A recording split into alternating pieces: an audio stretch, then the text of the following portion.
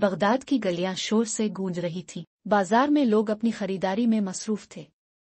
ताजिर अपनी दुकानों पर ग्राहकों को आवाजें दे रहे थे। नानबाई की गर्म गर्म रोटियां खुशबू फैला रही थीं और दूर किसी साजिंदे की बांसुरी की आवाज फिजा में गूंज रही थी।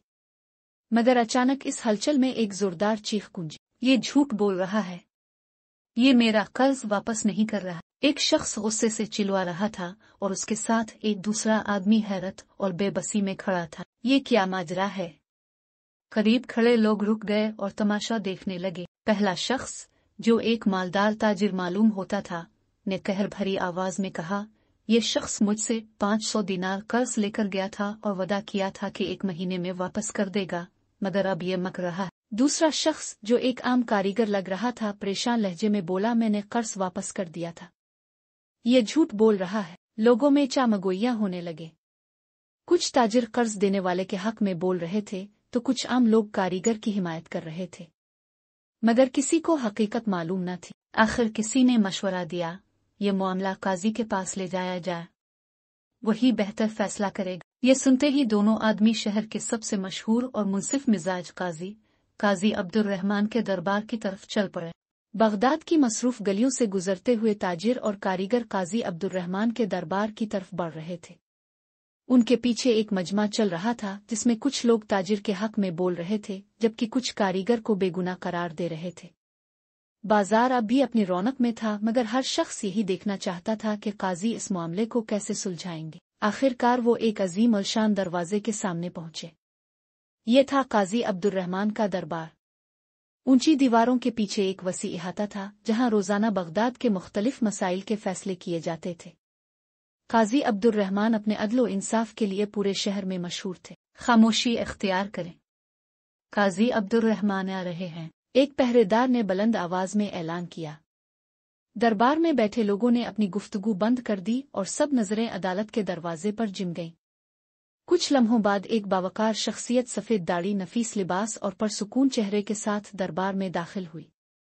ये थे काजी अब्दुर्रहमान। उन्होंने एक नजर मजमा पर डाली और अपनी नशस्त संभालते हुए कहा, यहाँ कौन इंसाफ का तालिब है? ताजिर फौरन आगे बढ़ा, अपनी कीमती पोशाक को दुरुस्त करते हुए बोला, आली जनाब, मैं एक ईमानदार ताजिर हूँ और ये शख्स मेरा मकरूज है। मैंने इसे 500 दिनार कर्ज दिया था, मगर अब ये मक रहा है। काजी अब्दुर्रहमान ने तहम्मुल से कारीगर की तरफ देखा और नर्म लहजे में पूछा, क्या ये सच है? कारीगर बेबसी से बोला, नहीं जनाब आली, मैंने ये कर्ज वापस कर दिया था, मगर ये शख्स झूठ बोल रहा है। दरबार में चामगोइयां होने लगे। हर कोई ये सुनकर हैरान था कि सच किया है और झूठ किया। ताजिर अपनी बात पर कायम था जबकि कारीगर भी अपनी बेगुनाही पर बजिद था। काजी अब्दुर्रहमान ने चंद लम्हे खामोशी से सोचा, फिर मुस्कुरा कर बोले, ये फैसला करना इतना आसान नहीं जितना तुम दोनों समझ रहे हो। सच तक पहुंचने के लिए अक्ल और सब्र दरकार होता है। हमें एक तदबीर अपनानी होगी। ये सुनते ही दरबार में एक सनसनी सी फैल गई। लोग हैरत से काजी की तरफ देखने लगे। आखिर काजी अब्दुर्रहमान किस चालाकी से इस गुत्थी को सुलझाएंगे? काजी अब्दुर्रहमान ने दरबार में मौजूद सब लोगों पर एक गहरी नजर डाली। हर शख्स खामोशी से उनके फैसले का मुंतजिर था। कुछ लोग ताजिर की हिमायत कर रहे थे जबकि कुछ कारीगर को बेगुनाह समझ रहे थे, मगर सच्चाई तक पहुंचने के लिए सिर्फ गवाहों की बातें काफी न थीं। काजी अब्दुर्रहमान ने तहम्मुल से कहा, यह फैसला अक्ल और इंसाफ से होगा, जल्दबाजी नहीं की जाएगी। फिर वो ताजिर की तरफ मुतवज्जे हुए और नरमी मगर वकार भरे लहजे में पूछा, तुम कहते हो कि तुमने इस शख्स को 500 दिनार कर्ज दिया था, क्या तुम्हारे पास कोई तहरीरी सबूत है? ताजिर ने फौरन जवाब दिया, नहीं आली जनाब, मैंने इसे अपनी दियानत और भरोसे पर कर्ज दिया था। काजी ने अब कारीगर की तरफ देखा और पूछा, और तुम कहते हो कि तुमने कर्ज वापस कर दिया था, तो क्या तुम्हारे पास कोई सबूत है? कारीगर ने अफसोस से सर झुका लिया और बोला, नहीं काजी साहिब, मैंने कर्ज की अदायगी अपने हाथों से की थी, मगर कोई गवाह मौजूद न था। ये सुनकर दरबार में सरगोशियां होने लगी। हर शख्स हैरान था कि अब इंसाफ कैसे होगा। दोनों के पास कोई ठोस सबूत नहीं था, मगर काजी अब्दुर्रहमान के चेहरे पर एक पर असरार मुस्कुराहट नमूदार हुई।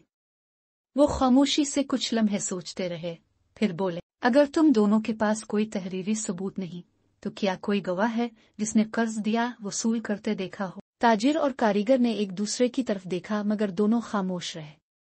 तब काजी ने दरबार के मुहाफिज को हुक्म दिया, फौरन एक खादिम को भेजो और बाजार में जाओ जहां ये ताजिर कारोबार करता है। इसकी दुकान की दीवार के करीब खड़े होकर देखो कि वो कैसा बर्ताव करता है। वापस आकर मुझे इत्तला दो। ये हुक्म सुनकर दरबार में एक नई सनसनी फैल गई। लोग हैरान थे कि काजी ने ऐसा हुक्म क्यों दिया। ताजिर भी परेशान नजर आने लगा, जबकि कारीगर खामोश खड़ा था। काजी अब्दुर्रहमान के हुक्म पर दरबार के मुहाफिज ने सर झुकाया और फौरन बाजार की तरफ रवाना हो गया। दरबार में एक अजीब सी बेचैनी फैल गई। लोग एक दूसरे से सरगोशियां कर रहे थे। ताजिर पसीने में शराबूर नजर आ रहा था और कारीगर खामोशी से जमीन की तरफ देख रहा था। चंद लम्हे गुजरे, मगर ऐसा महसूस हो रहा था जैसे वक्त थम गया हो। बगदाद के दरबार में सबको काजी के इस गैर मामूली फैसले की समझ नहीं आ रही थी। आखिर एक शख्स की दुकान की दीवार के करीब खड़े होने से सच का कैसे पता चलेगा। ताजिर ने बेचैनी से अपनी पोशाक दुरुस्त की और बोल उठा, आली जनाब, आप एक आदमी को मेरी दुकान की तरफ क्यों भेज रहे हैं? ये तो सीधा मामला है। मैंने कर्ज दिया था, मगर उसने वापस नहीं किया। काजी अब्दुर्रहमान ने बड़ी मतानत से जवाब दिया, सब्र करो, इंसाफ वक्त मांगता है। आखिर कुछ वक्त बाद मुहाफिज वापस आया। वो तेज कदमों से दरबार में दाखिल हुआ और काजी अब्दुर्रहमान के करीब जाकर सरगोशी में कुछ कहा। काजी ने हल्की सी मुस्कुराहट के साथ सर हिलाया और फिर ऊंची आवाज में सबके सामने पूछा, क्या तुमने वो पाया जिसकी मुझे तवक्को थी? मुहाफिज ने सर झुकाकर जवाब दिया, जी काज़ा मोहतरम, मैंने वो सब देखा जिसकी अपने पहले ही निशानदेही कर दी थी। ये सुनते ही दरबार में मौजूद लोगों में बेचैनी बढ़ गई। सबके चेहरों पर सवालिया निशान थे। ताजिर का रंग जर्द हो चुका था, जबकि कारीगर की आंखों में उम्मीद की किरण नजर आने लगी थी। दरबार में मुकम्मल खामोशी छा गई थी। हर शख्स काजी अब्दुर्रहमान के चेहरे पर जिमी पर असरार मुस्कुराहट को देख रहा था। ताजिर की पेशानी पर पसीने के कतरे नमूदार हो चुके थे, जबकि कारीगर अब भी खामोश खड़ा था। काजी अब्दुर्रहमान ने मुहाफिज की सरगोशी सुनकर हल्का सा सर हिलाया और फिर बुलंद आवाज में बोले, मुझे यकीन था कि यही हकीकत होगी। ये सुनकर दरबार में सरगोशियां तेज हो गईं। सब हैरान थे कि आखिर काजी ने ऐसा किया जान लिया। काजी ने पहले मुहाफिज की तरफ देखा और हुक्म दिया, मुहाफिज, जो कुछ तुमने देखा वो सब के सामने बयान करो। मुहाफिज ने हाथ जोड़कर मुअद्दिबाना अंदाज में कहना शुरू किया, जब मैं ताजिर की दुकान पर पहुंचा तो मैंने इसके मुलाजमों से बात करने की कोशिश की। वो सब घबराए हुए लग रहे थे। मैंने दुकान के बाहर खड़े होकर कुछ देर इसका मुशाहिदा किया। थोड़ी देर में एक आदमी आया और ताजिर से कुछ रकम का तकाजा किया। ये सुनते ही ताजिर एकदम घबरा गया, मगर काजी ने इसे सख्त नजरों से घूरा तो वो खामोश हो गया। मुहाफिज ने अपनी बात जारी रखी, जब इस आदमी ने पैसे मांगे तो ताजिर ने कहा कि वो कर्ज अदा कर चुका है और अब मजीद रकम का कोई सवाल नहीं बनता। ये सुनते ही दरबार में हैरत की लहर दौड़ गई।